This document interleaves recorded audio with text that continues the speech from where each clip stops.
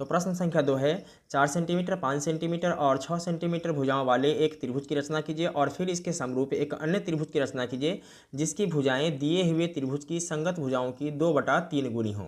कहने का मतलब यह है कि हमारे पास यहाँ 3 भुजा दिया हुआ है, 4 सेंटीमीटर, 5 सेंटीमीटर और 6 सेंटीमीटर। इसमें से कोई भी एक भुजा आप पहले खींच सकते हैं, कोई दिक्कत नहीं है। ठीक है, तो हम लोग सबसे पहले 6 सेंटीमीटर का एक रेखा खींचते हैं। ठीक है, तो यहाँ से शुरू होगा, ए हो गया 6 सेंटीमीटर का। ओके, चलिए इसका नाम दे देते हैं, इधर ए और इधर बी। ठीक है, अब ए को केंद्र मानना है और 4 सेंटीमीटर या 5 सेंटीमीटर दोनों में से कोई एक त्रिज्या का चाप खींचना है। ठीक है, तो आइए नाप लेते हैं। सबसे पहले नाप लेते हैं 4 सेंटीमीटर का। ठीक है, तो आपको यहाँ से नापना है, यहाँ रखना है। ठीक है, यहाँ पे तो ए है 4 सेंटीमीटर। ओके, तो 4 सेंटीमीटर का एक चाप खींचना है, जैसे कि यहाँ रखेंगे और यहाँ से 4 सेंटीमीटर का एक चाप खींच देंगे। खींच दिया। अब क्या बचता है, 5 सेंटीमीटर। फिर 5 सेंटीमीटर नापेंगे और यहाँ से एक चाप खींचेंगे। तो यहाँ से नापेंगे, थोड़ा सा बढ़ा देते हैं, ए हो गया 5 सेंटीमीटर। ओके, तो यहाँ रखेंगे और यहाँ से एक चाप खींच देंगे। ठीक है, इसके बाद इस पॉइंट से ए को मिला देंगे और इस पॉइंट से बी को मिला देंगे। ठीक है, तो आइए मिला देते हैं, ए हो गया।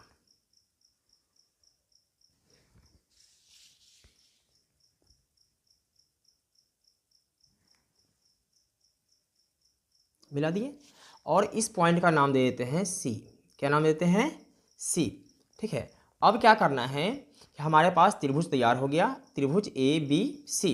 ठीक है, अब ए को केंद्र मानकर फिर इसके नीचे की तरफ क्या करना है कि न्यून कोण का निर्माण करना है। ठीक है, तो आपको तो पता है ना कि ऐसे सीधा नहीं खींचना है, क्योंकि सीधा खींचेंगे तो 90 डिग्री हो जाएगा। ठीक है, तो इसको ऐसे झुकाकर खींचना है, टेढ़ा करके थोड़ा सा।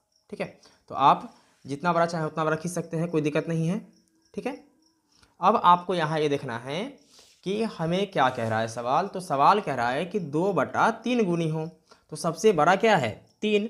तो अगर सबसे बड़ा 5 होता तो 5 बार चाप खींचते। अगर सबसे बड़ा क्या है, 3 है, तो 3 बार चाप खींचेंगे, ए को केंद्र मान के, बराबर बराबर। ओके, तो यहाँ इसको छोटा कर लेते हैं थोड़ा सा, क्योंकि जितना बड़ा होगा उतना ही ज़्यादा जगह में जाएगा। तो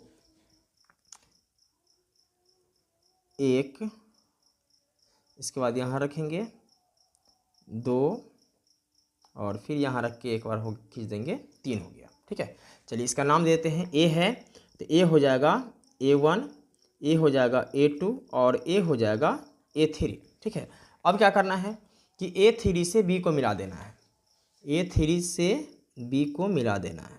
ओके, तो A3 से B को मिला दिया। ठीक है, अब A3 B के समांतर। ठीक है, A2 से यहाँ कोई बिंदु ले लेंगे जिसका नाम डी दे देंगे या कुछ भी दे सकते हैं। ठीक है, एक समांतर रेखा खींचना है। अब समांतर रेखा कैसे खींचते हैं इसको समझना है। ठीक है, यही सबसे ज़्यादा इंपॉर्टेंट है। तो समांतर खींचने के लिए देखिए, इस त्रिज्या को आप छोटा बड़ा कर सकते हैं, कोई दिक्कत नहीं है। ठीक है, किसी भी त्रिज्या से आप इस A3 पर रखना है। ओके, अब A3 पे रख के यहाँ कट लगाना है। ठीक है, और इस तरीके से चाप खींचना है। ओके, और सेम इसी त्रिज्या से A2 पे रखना है। ठीक है, और यहाँ भी एक चाप खींचना है। खींच दिया। अब क्या करेंगे, देखिए आपको A2 वाले पॉइंट से मतलब नहीं है। ओके, अब आपको ये जो त्रिज्या है, ये जो पॉइंट है, इससे इसकी दूरी नापना है कि कितना है। तो आइए नाप लेते हैं। देखिए इतना बड़ा है ना, तो क्या करना है कि इस पे रखना है और इस पे रख के एक कट लगाना है। लगा दिया। अब क्या करेंगे, तो A2 से इस बिंदु से होते हुए एक रेखा खींचेंगे।